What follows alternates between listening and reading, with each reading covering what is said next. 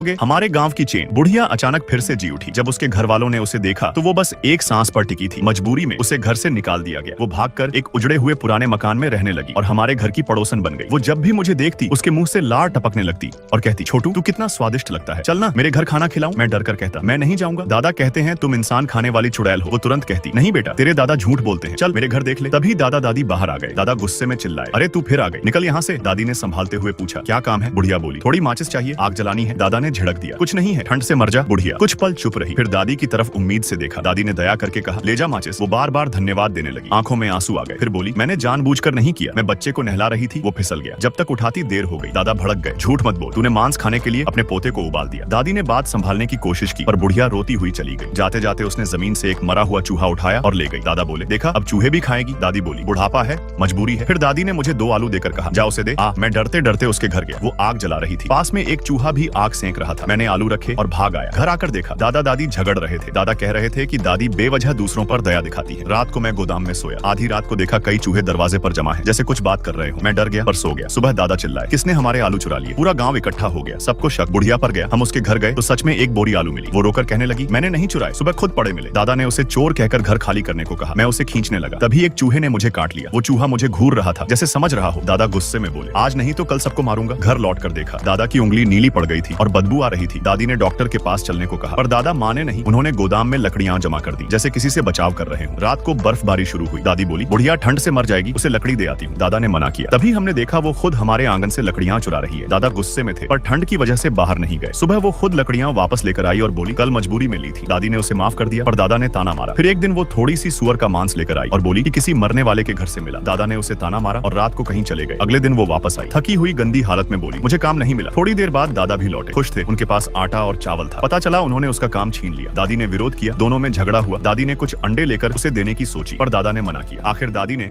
अंडे उसके दरवाजे पर रख दिए। बाद में दादा मुझे बोले, जब हम चले जाएं अंडे उठा लेना। मैं गया अंडे लेने, तभी अंदर से आवाज आई। मैंने दरवाजे की दरार से देखा, बुढ़िया छत से लटकी हुई थी, उसकी जीभ बाहर थी, आंखें खुली हुई और उसके शरीर पर दर्जनों चूहे रेंग रहे।